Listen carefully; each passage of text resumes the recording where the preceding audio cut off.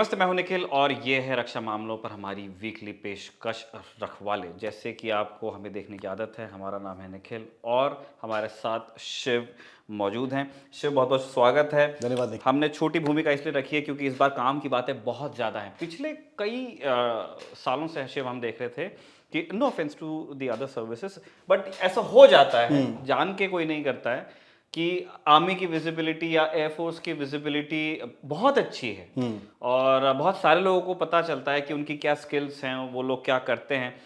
Navy क्योंकि mission diploid Hindustan से बहुत दूर रहती है और एक लल था भी, ऐसा कुछ बहुत बड़ा हो नहीं रहा था except for launching of INS Vikrant, commissioning of INS Vikrant, माफ कीजिए। तो नेवी थोड़ा सा दूर रहती है हमारी नज़रों से, लेकिन जब से हम ये देख रहे हैं कि इजराइल हमास की लड़ाई स्ट्रेच हो रही है और अब हम उसका स्ट्रेस मिडल ईस्ट में बाकी जगह पे देख रहे हैं या वेस्ट एशिया में। हम ये देख रहे हैं कि जो हूती रेबल्स हैं उन्होंने रेड सी में नाक में दम कर दिया है। इंटरनेशनल शिपिंग को वो लोग हेलीकॉप्टर से पैराट्रूप करके अगवा कर रहे हैं, मिसाइल्स लॉन्च कर रहे हैं, कामिकाजी ड्रोन्स फायर कर रहे हैं। और इंडियन इंटरेस्ट के लिए ये बहुत अच्छा नहीं, सिंस हमारी एनर्जी सिक्योरिटी इससे काफ़ी ज़्यादा अफेक्ट होती है। तो जैसा हमारे दर्शक रखवाले के रेगुलर जानते हैं कि the navy is mission deployed there, भेजी नहीं गई है, वो हमेशा से वहीं पे थी। जब सोमाली पायरेट्स, आप याद कीजिए, 10-12 साल पहले से चल रहा है। लेकिन इस बार शिव एक नई चीज़ जो हमें लगता है कि नेवी के तमाम हार्डवेयर, तमाम प्रोटोकॉल्स और तमाम उनका जो ह्यूमन रिसोर्स की का जो कौशल है, हम देख रहे हैं और बड़े ड्रामेटिक विजुअल्स हमारे सामने हैं। तो इस बात को हम डिस्कस करना चाहते हैं शिव। हमें जानना चाहते हैं कि कैसी स्थिति होती है जब इंटरनेशनल वाटर्स में, वो आपकी टेरिटरी नहीं है, एक डिस्ट्रेस कॉल जनरेट होता है, वो यूकेएमटी हो जाता है और वहाँ से एक डिस्ट्रेस कॉल आता है नेवी के पास। एक शिप के कैप्टन को जब ये मालूम चलता है कि उन्हें एक इमरजेंसी को रिस्पॉन्ड करना है, तो शिप पे होता क्या है? निखिल, पहले जो आपने पहले बताया कि नौसेना के बारे में हम बहुत कम बात करते हैं, वो ज़्यादातर इसीलिए भी है क्योंकि navy actually is the smallest of the three services. वो सामने दिखता नहीं है क्योंकि उनके जो हथियारे हैं, जहाज़ हैं, वो दूर रहते हैं हमारे नज़र से। लेकिन मुझे काफ़ी खुशी है एक्चुअली कि पिछले 3-4 हफ्तों में जो भारतीय नौसेना है वो ही हेडलाइंस में है, क्योंकि जैसे आपने बताया कि इंडियन ओशन में, रेड सी में, पर्शियन गल्फ में जो तनाव फैला हुआ है इजराइल हमास के युद्ध के बाद, और हूती रेबल्स जो यमन में हैं वो लगातार जो हमला कर रहे हैं जहाज़ों पर उस इलाके में, इसलिए ये एक दुनिया के लिए एक समस्या बन गया है। और ये इंडियन नेवी जो है निखिल, वो जैसे आपने बिल्कुल सही बताया कि अभी नहीं लेकिन बहुत सालों, दशकों से ये इंडियन नेवी का ही इलाका है। ये हमारा जिम्मेदारी है। ये इलाका जो है, दुनिया भी देखता है कि भारतीय नौसेना ही यहाँ पे तैनात होगा और वहाँ पे पुलिसिंग ड्यूटी या पेट्रोलिंग ड्यूटी करेगी। तो ऐसा नहीं है कि ये कुछ नया रोल मिला है या भूमिका मिला है नौसेना के लिए। ये काफ़ी बहुत सालों से है। लेकिन जैसे आपने बताया कि अब थोड़ा अलग बन चुका है, क्योंकि जो खतरा है ये यमनी रेबल्स और हूती रेबल्स से, वो एक लो लेवल थ्रेट नहीं है निखिल। ऐसा नहीं है कि कुछ एसिमेट्रिक या टेरर लेवल टाइप थ्रेट है। जो हथियार इस्तेमाल हो रहे हैं अभी जहाज़ों पर हमला करने के लिए, वो सारे हाईटेक हथियारे हैं। जैसे आपने बताया कि हेलीकॉप्टर से लेकर हमला हो रहा है, या मिसाइल्स को लेकर हमला हो रहा है, कामिकाजी ड्रोन्स को लेकर हमला हो रहा है। और ना सिर्फ रेड सी और पर्शियन गल्फ में, आपको याद होगा निखिल कि कुछ महीने पहले एक मर्चेंट वेसल था जो इंडियन ओशन में था, इंडिया की तरफ चल रहा था, और उसके ऊपर एक ड्रोन का हमला हुआ था। मतलब काफ़ी दूर, यमन से काफ़ी दूर चलकर एक हमला हुआ था, और वो भी यमन से ही था।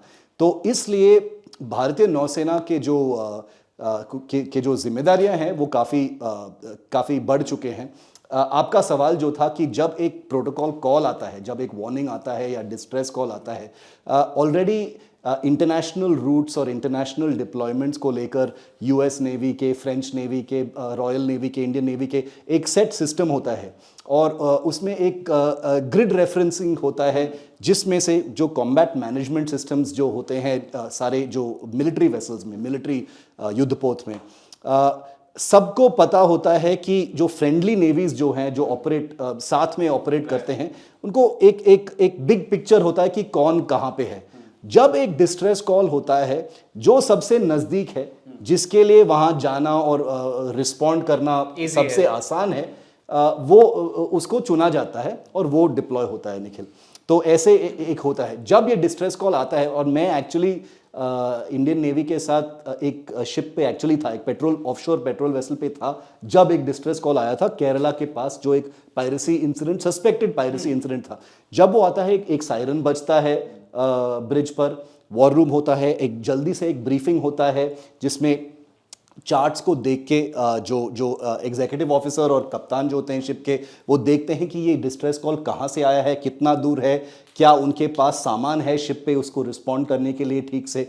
वो सब एक बहुत जल्दी 15-20 मिनट में होता है और शिप तुरंत वहाँ के लिए रवाना हो जाता है।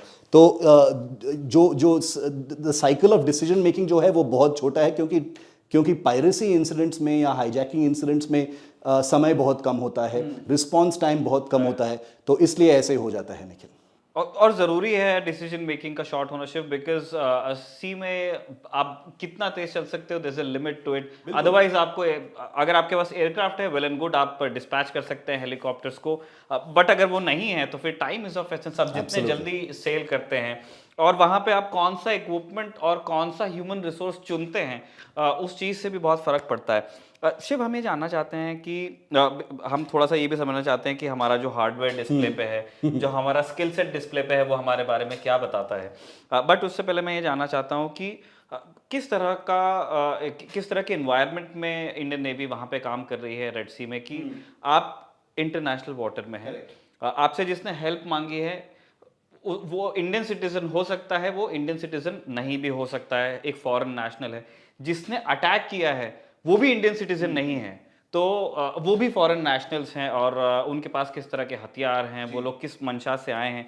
तो इन चीज़ों को ये जो बाधाएं हैं नियमों की, कानूनों की, उसको नेवी कैसे पार करती है और वो कैसे डिसाइड करते हैं, रूल्स ऑफ एंगेजमेंट किस तरह से बनते हैं? निखिल, रूल्स ऑफ एंगेजमेंट के अंदर जब भी कोई डिस्ट्रेस कॉल आता है समुद्र में कि किसी को मदद चाहिए, इंडियन नेवी या कोई भी नौसेना के पास जब ये डिस्ट्रेस कॉल आता है, वो एक बार भी नहीं देखते हैं कि ये किस मुल्क का जहाज़ है, उस जहाज़ में किस नेशनैलिटी के लोग हैं, उस क्रू में कौन से लोग हैं, वो देखते नहीं है। वो पहला जो प्रायोरिटी है कि रिस्पॉन्ड करना, वहाँ जाके रेस्क्यू करना, वो ऑपरेशन करना, वो प्रायोरिटी है। जैसे हमने कुछ हफ्ते पहले आपने देखे कि एक फिशिंग वेसल था जिसमें 19 पाकिस्तानी नेशनल्स थे। जो पायरेट्स थे वो सोमालियन थे। ज़्यादातर तो पायरेट्स तो सोमालियन ही होते हैं, क्योंकि पायरेसी वहाँ का एक कॉटेज इंडस्ट्री है बहुत सालों से, जैसे हमने देखा है। तो रूल्स ऑफ एंगेजमेंट के अंदर वो नेशनैलिटी कभी देखा नहीं जाता है निखिल। लेकिन जब पेपर वर्क प्रोसेस होता है, टेक्निकल रीजंस के लिए वो ये इंफॉर्मेशन तो रिकॉर्ड होता है कि ये कहाँ के हैं, ये शिप किस फ्लैग के नीचे सेल कर रहा है, वो सब वो टेक्निकल रीजंस के लिए। लेकिन ये कभी भी इन्फ्लुएंस नहीं करता है कि नेवी क्या रिस्पॉन्ड करेगा या नहीं करेगी। चाइनीज नेशनल्स को भी बचाया गया, चाइनीज नेशनल्स को बचाए हैं, बांग्लादेशी नेशनल्स को बचाए हैं। आई थिंक 2 या 3 साल पहले कोविड के दौरान एक जब ऑक्सीजन का जो ट्रिप्स हो रहे थे, एक पायरेसी अटेम्प्ट हुआ था जिसमें जो लोग थे उस शिप में उनके पास हथियार थे। It was a gun running vessel. वो हाईजैक हुआ था बाय सोमालियन पायरेट्स। वो काफी हश हश हो गया था, लेकिन वो एक गन रनिंग वेसल था, लेकिन उनको टर्न इन करना पड़ा। लेकिन what I am saying is कि उनको कि उस शिप का रोल क्या है, उस शिप में को ऑपरेट कौन कर रहा है, वो इंडियन नेवी या किसी भी नेवी देखता नहीं है। अच्छा शिव, इसमें जब जो अक्यूज्ड होते हैं या जो सस्पेक्टेड पायरेट्स जो पकड़े जाते हैं, जी। अब एक विजिबल प्रूफ है, जैसे अब हमने ये देखा है कि in age of social media including Indian navy, अब वो पब्लिक करते हैं, वो पिक्चर्स पब्लिक करते हैं, या वो वीडियोस पब्लिक करते हैं अपने ऑप्स के, और उसमें आप देख सकते हो a person with a gun वो काम करते हुए, बट लॉ इज लॉ। तो आप वहां उसकी जान, अनलेस वो कोऑपरेट नहीं कर रहे हैं तब तक कि आप नहीं लेते हैं, तो इनको जब अप्रहेंड कर लिया जाता है उसके बाद इनका फेट क्या होता है? इसके बाद ज़्यादातर अगर ये पायरेट्स हैं तो इसलिए ये पायरेट्स अपने बोट से या अपने शिप से आए हैं, इसलिए तो ऐसे ही पहुंचे हैं इस फिशिंग वेसल या मर्चेंट वेसल तक। तो ये एक एक्चुअली एक बहुत इंटरेस्टिंग सवाल है, क्योंकि कोई क्लियर कट सॉल्यूशन है नहीं, क्योंकि इंडियन नेवी के पास इतना समय या रिसोर्सेज नहीं होता है कि एक और इनका काम भी नहीं है, एक कमिटमेंट हो जाए कि पहले तो आप बहुत दूर हो, जमीन से आप बहुत दूर हो, देश से बहुत दूर हो, तो किस देश में जाके आप उनको सबमिट कर दोगे, उनको जमा कर दोगे? क्या आप सोमालिया जाके उनको दे दोगे, या अगर वो पाकिस्तानी पायरेट्स है जो नहीं होते हैं, क्या आप पाकिस्तान जाओगे? तो ये सारे जो इंटरनेशनल कॉम्प्लेक्सिटीज़ हैं वो सामने आते हैं। तो ज़्यादा से ज़्यादा जो मैंने देखा है, दो उदाहरण देखे हैं। एक, आप वो फोटो ले लीजिए, आप सारे जो इन्फॉर्मेशन है पायरेट्स के बारे में आप नोट कर लीजिए और इंटरनेशनली आप शेयर कर लो कि ये कौन है, और उसके बाद उनको अपने बोट में हथियार सीज कर लेते हो। हथियार, अगर कोई ड्रग्स है, अगर कोई कुछ वॉकी टॉकी ऐसा कुछ चीज़ है, आप उसको सीज कर लो और उनको जाने दो। 2-3 बार पहले, 26/11 के पहले जब एंटी पायरेसी काफ़ी चल रहा था पर्शियन गल्फ में, उस दौरान निखिल, मुझे याद है कि इंडियन नेवी ने जो पायरेट्स को पकड़े थे उनको सोमालिया में वापस जाके उनको ड्रॉप कर दिया, छोड़ दिया था। और वो कोई कमिटमेंट या कोई अश्योरेंस नहीं होता है कि वहाँ जाकर उनको कोई जेल में डाला जाता है कि नहीं, लेकिन वो तो इंडिया की जिम्मेदारी नहीं है। शिव, हम अब थोड़े से सिस्टम्स को और इक्विपमेंट और स्किल्स को डिस्कस करना चाहते हैं। हमने देखा है कि पूरा range except for the carriers और जो और बड़ा आपके जो बिग टिकट, सब कुछ तैनात है, बाकी सब कुछ तैनात है। कैरियर इज फॉर वॉर्स, तो उनको जाने की ज़रूरत नहीं है, बट हम देख रहे हैं कि आपके कैपिटल शिप्स हैं, डिस्ट्रॉयर्स बड़े बड़े जा रहे हैं, इंक्लूडिंग आईएनएस कोलकाता। आपके पेट्रोल शिप्स हैं, आपके फास्ट मूविंग, आपके फ्रिगेट्स हैं, पेट्रोल बोट्स, फास्ट मूविंग आपके बोट्स हैं जो रबर के होते हैं, उनको क्या कहते हैं, सी किंग्स हम देख रहे हैं, ध्रुव हम देख रहे हैं, पीएटाइस, उनकी पिक्चर नहीं आई है, ऑल्टीट्यूड काफ़ी होता है। सी गार्डियंस के बारे में ये बात पब्लिक की गई है कि उनको भी मिशन डिप्लॉय किया गया है रेड सी में, अभी तक इंडियन ओशन में थे, और ये सारी चीज़ें अब सामने आ रही हैं और इनको पब्लिसाइज भी किया जाता है। ये जो हम हार्डवेयर का रेंज देख रहे हैं और जो ये पब्लिसिटी, क्या ये शिव एक कॉन्फिडेंस भी एग्जीक्यूट करना चाहती है नेवी इन सारे चीज़ों से, कि हमारे पास ये कैपेबिलिटी है और हम इसको एट विल यूज कर सकते हैं? बिल्कुल, with in a short notice. Nikhil, किसी के मन में कोई दुविधा नहीं होना चाहिए कि जब ऐसे ऑपरेशंस चलते हैं पर्शियन गल्फ में या कहीं भी, एक एलिमेंट है शक्ति प्रदर्शन का, पावर प्रोजेक्शन का, एक डेफिनेटली, और नेवी उसी के लिए होता है, उसी के लिए होता है। नेवी को भी पता है कि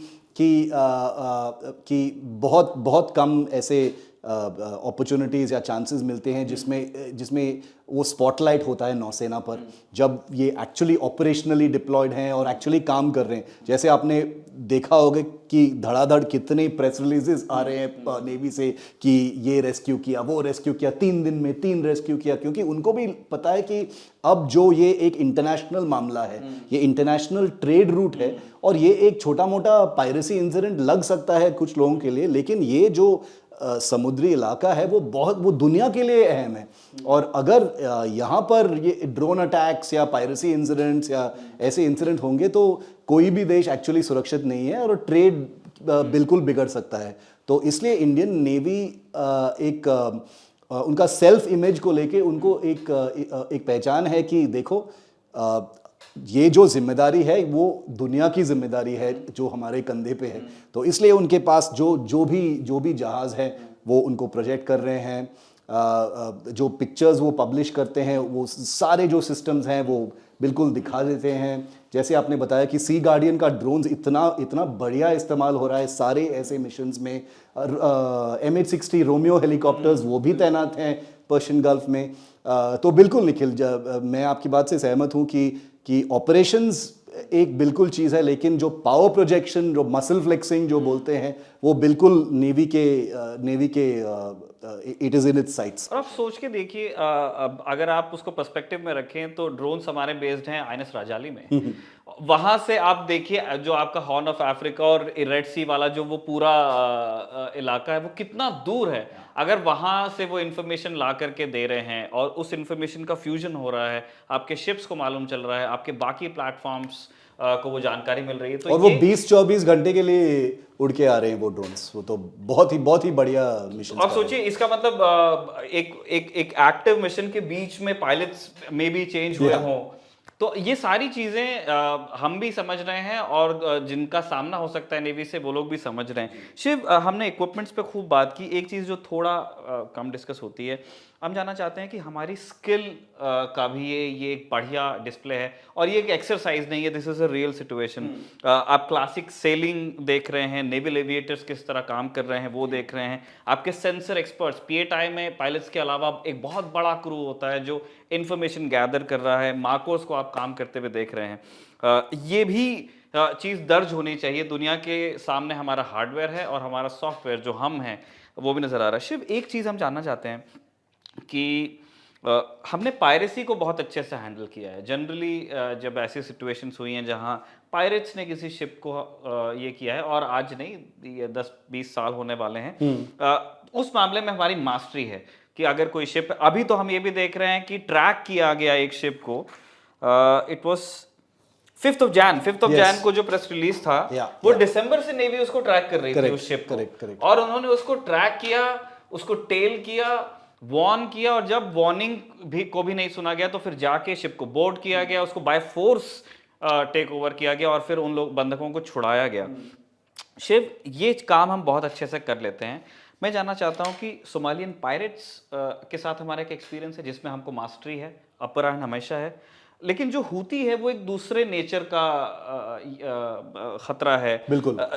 एक अपने उसके इनहेरेंट मिलिटेंसी उसके अंदर है। उसको पैसे के लिए वो नहीं कर रहे हैं, मतलब कम से कम उनका जो प्राइमरी ऑब्जेक्टिव है इज टू टेरराइज, ना कि रैंसम लेना। तो ये क्या नेवी के लिए एक थोड़ा नया चैलेंज है? ये बिल्कुल नया चैलेंज है, इक्विपमेंट भी बहुत है उनके पास। निखिल, इंडियन नेवी को भी पता है, बहुत क्लियरली पता है कि पायरेट्स और हूती रेबल्स के बीच में कोई तुलना नहीं हो सकता है। जो खतरा पायरेट से है वो एक बहुत ही अलग चीज़ है, वो एक लो लेवल टाइप का थ्रेट है। जैसे हमने देखा कि बार बार जो वीडियो सामने आते हैं वो जहाज़ के पास चलते हैं, हेलीकॉप्टर डिप्लॉय होता है, मार्कोस जो मरीन कमांडोज हम बोलते हैं, स्पेशल फोर्सेस, वो एक छोटा सा बोट में जाते हैं, बोर्ड करते हैं, उसके बाद ऑपरेशन ख़त्म हो जाता है। लेकिन जो हूती रेबल्स हैं, पहले तो वो एक मुल्क से ऑपरेट करते हैं, वो यमन से ऑपरेट करते हैं। दूसरा, वो एक लो लेवल आउटफिट नहीं है, वो एक एक्चुअली एक मॉडर्न टाइप का सेना है। वो पूरा का पूरा उनका जो हथियार है, जो यूनिफॉर्म्स है, सब कुछ वो ईरान से मिलता है उनको, फंडिंग सब कुछ। और उनके पास जो हथियार है, जैसे मैंने पहले ही बताया, हेलीकॉप्टर, वो उनके पास एयरक्राफ्ट हैं, हेलीकॉप्टर्स हैं, उनके पास एक्सेस है सैटेलाइट डेटा का, उनके पास सेंसर्स है, रेडार्स है, जो एक्चुअली देख सकते हैं कि खतरा कहाँ से आ रहा है। प्रोफेशनल है शिव इन दिस कंडक्ट, मतलब मैं क्राइम ही कर रहे हैं, वो बिल्कुल टेरराइज कर रहे हैं, लेकिन बहुत अच्छे तरीके से। वॉर फाइटिंग के हिसाब से ये एक सेना है। हम बोलते हैं, बोलने के लिए हम बोलते हैं कि हूती रेबल्स, क्योंकि वो एक्चुअली वो गवर्नमेंट नहीं है यमन में। लेकिन अगर हम प्रैक्टिकल पर्पसेस के लिए अगर हम देखेंगे तो हूती रेबल्स एक सेना है, एक फुल फ्लेज सेना है। जब मैं इजराइल में रिपोर्ट कर रहा था, यमन और हूती रेबल से मिसाइल्स जो थे वो बिल्कुल सदर्न इजराइल तक पहुंच रहे थे यमन से, और इजराइल का जो एरो एंटी मिसाइल सिस्टम वो एक्टिवेट हो रहा था। रेड सी में जो यूएस का एयरक्राफ्ट कैरियर बैटल ग्रुप जो था, वहाँ से एंटी मिसाइल सिस्टम्स डिप्लॉय हो रहे थे इन मिसाइल्स को इंटरसेप्ट करने के लिए। तो इनके पास जो हथियार हैं, ना सिर्फ जहाज़ों पर हमला करने के लिए हैं, लेकिन वो देशों पर भी हमला कर सकते हैं, और जो वो करते भी हैं। और इसीलिए तो यूएस के जो एयर स्ट्राइक्स हैं वो सीधा यमन पे हो रहे हैं। जैसे आप 2-3 हफ्ते पहले कुछ एयर स्ट्राइक्स हुए थे यमन पर, तो यूएस को भी पता है कि जो खतरा है यमन में हूती रेबल्स के, वो एक कन्वेंशनल खतरा है निखिल। वो ऐसा नहीं है कि आप ये एक एसिमेट्रिक थ्रेट है, आप छोटा मोटा ऑपरेशंस कर सकते हैं। 4 लड़के AK-47 में उससे बहुत अलग है। ये एक फुल फ्लेज सेना है, तो इसलिए खतरा बिल्कुल अलग है। और जैसे मैंने बताया कि इंडियन नेवी भी, और आई थिंक नौसेना अध्यक्ष जो एडमिरल हरिकुमार हैं, अभी एक इंटरव्यू दिए हैं एनडीटीवी को, जिसमें उन्होंने बताया कि we are upgrading our understanding of the threat from the sea especially from the Houthi rebel. ये देखना बहुत इंटरेस्टिंग होगा शिव, क्योंकि I think after Sri Lanka navy को इस तरह का कंपटीशन या इस तरह की सिचुएशन में वो डिप्लॉयड रहे नहीं है। Correct. क्योंकि एक नेवल कंपोनेंट लिटे का था, जिसको नेवी ने फिर बाद में डोमिनेट किया, और वो एक लंबी दूसरी कहानी भी है। उसके बहुत दिनों बाद हम देख रहे हैं कि असली मिशन पे, अभी तक के हम मालाबार के बहुत सुंदर पिक्चर्स होते थे या, और लेकिन उसमें एक ये फीलिंग होती थी कि एक तरह का स्टेजिंग है उसके अंदर, ये रियल डील है।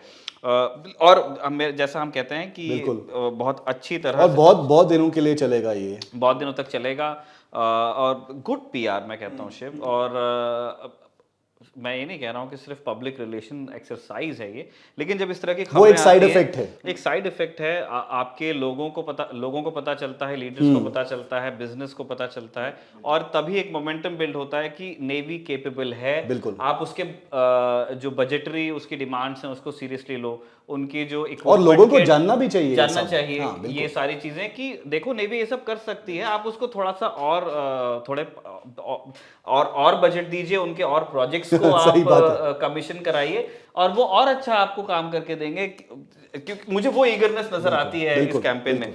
शिव, हमने रेड सी पर तो खूब बात कर ली। एक हम ये भी आपसे टिप्पणी चाहते हैं कि आज ही कुछ AONs फिर से आए हैं, और हम जैसे शिव मैंने देखा कि हम कुछ टाइम हो गया रखवाले करते हुए, लेकिन फिर भी कुछ ऐसे थोड़ा सा फील तो हो ही जाता है कि कुछ तो हो रहा है, कुछ तो आगे जा रहा है, बढ़ रहा है। हाँ, तो फाइल में अटका नहीं है रक्षा मंत्रालय में।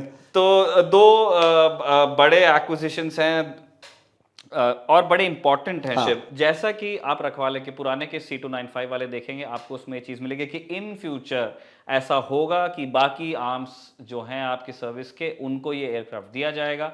उस तरफ पहला कदम बढ़ चुका है। 15 C295s के लिए एक सौदा होने वाला है, जिसमें से 9 इंडियन नेवी को दिए जाएंगे और 6 दिए जाएंगे कोस्ट गार्ड को। इसका मतलब शिव एयरफोर्स का फीडबैक क्या बहुत अच्छा गया है? एयरफोर्स का फीडबैक काफ़ी बढ़िया है निखिल। जो प्रोडक्शन लाइन है वडोदरा और हैदराबाद में, वो बढ़िया सा चल रहा है, तेज़ी से चल रहा है। जो C295 बन रहे, एक ऑलरेडी आ गया है, दूसरा कुछ ही महीने में आएंगे, और बहुत जल्द वो डेवलप और डिलीवर होंगे। इंडियन नेवी और कोस्ट गार्ड को पहले से ही पता था कि जो भी विमान एयरफोर्स चुनता है इस एवरो रिप्लेसमेंट प्रोग्राम में, उसी प्लेटफॉर्म को लेकर वो बनाएंगे ये। तो इंडियन नेवी के लिए जो विमान बनेगा ये C295 प्लेटफॉर्म को लेकर, उसको कहा जाता है medium range maritime reconnaissance MRMR aircraft. तो उसमें 9 बनेंगे। इसका मतलब है उसमें एक समुद्र टाइप का एक रेडार होगा, सबमरीन का मैग्नेटिक एनोमली डिटेक्टर, टॉर्पीडो, ये सारे क्षमताएं होंगे।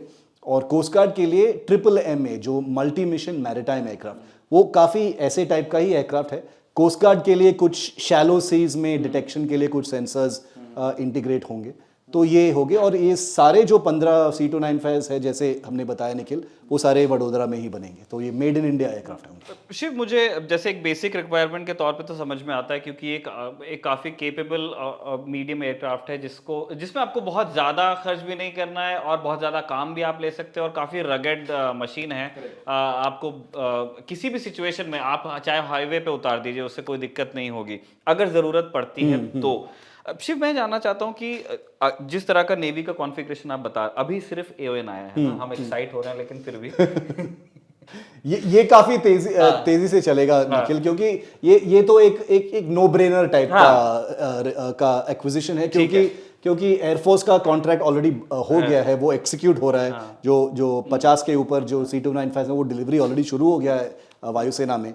तो इस AON का मतलब सिर्फ ये है कि रक्षा मंत्रालय नौसेना और कोस्ट गार्ड को बोल रहे हैं कि देखो आपको भी चाहिए, हम क्लियर कर देते हैं, तो आप वो पेपर वर्क शुरू कर दो। वैसे भी फैक्ट्री तो चालू है, तो विमान तो मिल जाएगा, बन रहे हैं वहां से, तो उसी प्रोडक्शन लाइन में आपको भी मिल जाएगा। मैं बस ये जानना चाह रहा हूँ शिव कि क्या ये कॉन्फ़िगरेशन थोड़ा हल्का करेगा P8I के काम को, क्योंकि अभी हम देख रहे हैं कि उनका बहुत इस्तेमाल होता है, बहुत इस्तेमाल होता है, जी, और जी, वो जी। अच्छी क्वालिटी है। आपके जो आप पहले उड़ा रहे थे तुपोला 109 उनसे बहुत अच्छी चीज़ें हैं, बट फिर भी आपके सिस्टम्स की, सेंसर्स की, आपके एयरफ्रेम की एक लाइफ है, सर्विस लाइफ है, और आप उसको कैसे और कितना और कब कंज्यूम करते हो? क्या आप पूरा ट्रेनिंग मिशंस में खर्च करना चाहते हैं, या फिर आप कुछ वॉर टाइम के लिए बचाना चाहते हैं? क्या उस मैट्रिक्स में कहीं भी ये आता है? क्योंकि हमने ये देखा कि नेवी के बाद सबसे वोकल आर्मी रही है P8I के परफॉर्मेंस का इन लद्दाख, बिल्कुल। कि यार ये बहुत बढ़िया मशीन है, और नॉर्थ ईस्ट में भी। हाँ। नॉर्थ ईस्ट में भी। तो मैं ये जानना चाह रहा था कि क्या थोड़ा सा उनको फ्री करने की नहीं, बिल्कुल निखिल, ये जो medium range maritime reconnaissance aircraft का रिक्वायरमेंट है वो बहुत ही सालों से चल रहा था, क्योंकि नेवी को पता था कि ये जो P8I जब आएगा ये एक high and, high performance, long range maritime surveillance और सबमरीन डिटेक्शन एयरक्राफ्ट होगा। नेवी ने बहुत बार एक्चुअली कोशिश किया कि एक मीडियम परफॉर्मेंस, थोड़ा सा और सस्ता, लोअर परफॉर्मेंस टाइप का एयरक्राफ्ट भी खरीद लिया जाए। उन्होंने साब के पास गया, डैसो के पास गया, बहुत सारे ऐसे टेंडर्स रिलीज हुए हैं जिसमें उन्होंने टेस्ट किया ये वो, लेकिन कुछ सामने नहीं आया। जब ये C295 एयरक्राफ्ट का बेसिकली मनोहर पारिकर, जैसे हम रखवाले में बहुत ज़्यादा बोलते हैं कि जो प्रैक्टिकल सॉल्यूशंस जो होते हैं रक्षा मंत्रालय में, अगर हम एक्चुअली नज़दीकी से देखेंगे, कुछ ना कुछ लिंक होता है मनोहर पारिकर के टेन्योर से। मनोहर पारिकर का टेन्योर था कि क्या इस ट्रांसपोर्ट एयरक्राफ्ट का जो रिक्वायरमेंट है, क्या आप हम डवटेल कर सकते हैं बाकी सारे सर्विसेज के साथ? अगर हम एक मामूली सा एक ट्रांसपोर्ट एयरक्राफ्ट वायुसेना को दे रहे हैं, क्या हम इस पर एक रेडार डालकर, कुछ सेंसर डालकर मैरिटाइम में रोल के लिए कन्वर्ट क्यों नहीं कर सकते हैं? तो ये सारे जो ऑप्टिमाइजेशन और प्रैक्टिकल एक्विजिशंस जो हैं वो पारिकर साहब ने भी रेकमेंड किया था। तो उसी because of that this is what the Indian navy will be getting. ये बिल्कुल सही है निखिल जो आप बोल रहे हो कि P8I का के जो जिम्मेदारियां हैं वो कम हो जाएंगे, क्योंकि अभी इंडियन नेवी को जब भी कुछ करना पड़ रहा है वो या वो P8I को भेजते हैं, या बहुत ही लो लेवल पे डॉनियर को भेज सकते हैं। सी गार्डियंस भी बहुत ही ज़्यादा घिस रहे हैं मिशंस में। तो ये एक मीडियम लेवल जो रिक्वायरमेंट था वो अभी तक वो एक बहुत बड़ा गैप था, तो ये काफ़ी अच्छा होगा। 9 तो ऑर्डर होंगे नेवी के लिए, मेरा मानना है कि 25-30 के से कम बिल्कुल नहीं होगा, ऑर्डर तो बढ़ता जाएगा। नॉट टू से कि हमें और P8Is की जरूरत नहीं है। हाँ, वो भी आएंगे, वो भी आएंगे। शिव मुझे लगता है शिव की शायद ना वो थोड़ा ना कॉस्ट प्रोहिबिटिव है। हाँ। काफी महंगा, मतलब है बहुत अच्छा मशीन पर बहुत महंगा है जी। सी गार्डियंस टाइप की चीज है कि वो आपको यूज बड़ी आएगी, बड़ी यूजफुल है और आपको फायदा भी है, बट आप देखिए कि बजट का इस्तेमाल कैसे करना है। शिव ऐसा ही दुख इंडियन एयरफोर्स के पास भी है। उसको देखना है कि हमारी फाइटर फ्लीट को हम खरीदते रहें, नए नए मशीन्स आएँ, एग्जिस्टिंग फ्लीट को मेंटेन करना है, जो पुराना हो रहा है उसको अपग्रेड करना है। इस चक्कर में बेचारी जो ट्रांसपोर्ट फ्लीट है, और उसमें भी सबसे गरीब जो हमारे टैंकर्स हैं, जिनके बिना बाय द वे आपकी फाइटर फ्लीट की रेंज लिमिट हो जाती है। बिल्कुल बिल्कुल कोई मतलब नहीं है, आप इतना फ्यूल लेके नहीं जा सकते हो अगर आप वेपन्स भी लेके जा रहे हो। टैंकर्स रह जाते हैं। फिर से AON में टैंकर्स का जिक्र आया। शिव, जब मैं नहीं था इस दुनिया में, इस बीट में, तब से आप टैंकर्स का मतलब वो देख रहे हैं। हाँ। तो अभी फिर से एक AON आया है, क्या कहना चाहेंगे आप? निखिल, हमने अभी देखा है जो इंडियन एयरफोर्स जो एक्सरसाइजेस पे जाते हैं, वही जो पुराने टैंकर्स पहले खरीद लिए थे 2002-2003 में, IL-78 जो थे, 6 जो थे जो आगरा में, वही इस्तेमाल हो रहे हैं, अभी भी इस्तेमाल हो रहे हैं। 2010 में पहली बार, और रखवाले में निखिल और मैंने एक स्पेशल एपिसोड किया है टैंकर्स पर, जो हमने इसमें बहुत डिटेल में बात किया है। तो ये टैंकर्स का रिक्वायरमेंट बहुत सालों से चल रहा है निखिल। 3 बार एयरबस वर्सेस बोइंग का एक कंपटीशन था, रशिया भी था उसमें शामिल। एयरबस जीत लिया था कॉन्टेस्ट। एयरबस का जो ऑफर था वो बहुत महंगा था तो वो कैंसिल हो गया था। 3 बार हुआ है ये। तो मुझे पता नहीं है कि ये जो AON है, जो क्लियरेंस मिला है रक्षा मंत्रालय से कि चलो एक बार और प्रयास करते हैं टैंकर्स लेने में, कि वो किस टाइप के टैंकर्स होंगे। याद करना निखिल कि हमने पहले बात किया है कि रक्षा मंत्रालय और वायुसेना ने लीजिंग के बारे में भी बात किया है। इजराइल से भी बात किया है कि क्या कुछ पुराने विमान को टैंकर्स में के रोल के लिए कन्वर्ट करके दिया जाए। तो ये सारे जो ऑप्शंस हैं वो अभी भी हैं, लेकिन देखना पड़ेगा कि क्या ये एक स्ट्रेट कॉन्टेस्ट होगा या क्या एक स्ट्रेट टेंडर होगा, क्योंकि एयरबस है, बोइंग भी कूद गया है इसमें, क्योंकि बोइंग का भी कहना है कि हमारा एक प्रोडक्ट है जो हम ऑफर कर सकते हैं। इजराइल भी है, फ्रांस भी है, तो देखना पड़ेगा कि कैसे होगा, लेकिन 6 का रिक्वायरमेंट तो तय है। शिव, क्या ये एक वजह है कि एयरफोर्स का इंसिस्टेंस एक वाइड बॉडी टैंकर में ही है? देखना पड़ेगा निखिल, क्योंकि अभी क्योंकि जो रेंज तो जो आपके नहीं है, जो छोटे प्लेन्स है उनके पास भी है। बिल्कुल। ठीक है, बिल्कुल कैपेसिटी आप कम फ्यूल लेके जा पाओगे, पर क्या वो एक डायरेक्शन है? वो सारे टाइप के aircraft already they have seen all these aircraft. उनको ऑलरेडी पता है। एयरबस, जब मैं एयरबस के लोगों के पास गया था स्पेन में लास्ट ईयर C295 कवर करने के लिए, उनका कहना है कि MRTT जो है A330 टैंकर जो है, वो ना सिर्फ एक टैंकर है, लेकिन वो एक मल्टी मिशन एयरक्राफ्ट है। आप कन्वर्ट कर सकते हो, एक ट्रांसपोर्ट एयरक्राफ्ट के रोल्स में भी यूज कर सकते हो आप, VIP transport, passenger transport, evacuation, humanitarian relief और टैंकर भी। तो क्या ऐसे टाइप का माइंडसेट आ गया है इंडियन एयरफोर्स में, वो मुझे पता नहीं है, लेकिन इंडियन एयरफोर्स अभी तक उनका माइंडसेट जो है वो ये है कि हमको एक बड़ा वाइड बॉडी एयरक्राफ्ट बिल्कुल चाहिए। वो बहुत ही ट्रेडिशनल हिसाब से चल रहे हैं। क्या शिव, किसी ने दुनिया में कभी वाइड बॉडी के अलावा टैंकर्स, नैरो बॉडी एयरक्राफ्ट वगैरह लिए हैं? निखिल, मिलिट्रीज के अंदर ऐसे कुछ मॉड्यूलर मॉडिफिकेशंस बिल्कुल हुए हैं, जैसे फ्यूल बैग्स रख के जो करते फ्यूल हैं। बैग्स रख के बिल्कुल करते हैं, लेकिन एक्चुअल टैंकर एयरक्राफ्ट जो होते हैं वो हमेशा बड़े एयरक्राफ्ट। वो एक अलग जीव अपने आप में होता है। ठीक है, मैं बस अपनी समझ के लिए भी चाहता था। C-130 कन्वर्ट हो चुका है as a tanker, tanking aircraft for helicopters and other aircraft, लेकिन कन्वेंशनल टैंकर्स के लिए वो माइंडसेट अभी तक चेंज नहीं हुआ है। ठीक बात है शिव, आज की चर्चा हमारी काफ़ी मुझे ऐसा लगता है कि हमारे बहुत सारे दर्शकों को बहुत सारी नई चीज़ें जानने को मिली होंगी। हम जो हमारे सारे नौसैनिक तैनात हैं रेड सी में, उन सभी को हमारी शुभकामनाएं देते हैं। रखवाले की पूरी टीम इंक्लूडिंग जतिन जो कैमरे के पीछे हैं, उनकी फैमिलीज़ को बधाई देते हैं। अगर वो इतना सपोर्ट हमारे वॉरियर्स को नहीं करेंगे, 6-6 महीने के लिए मिशन डिप्लॉयड रहना, तो उनका भी वहाँ काम करना थोड़ा मुश्किल हो जाता है। तो इन सब को शुक्रिया अदा करते हुए रखवाले की ये किस्त यहाँ कंक्लूड होती है। शुक्रिया शिव आपका भी, आपने भी अपना टाइम दिया। Thank you so much.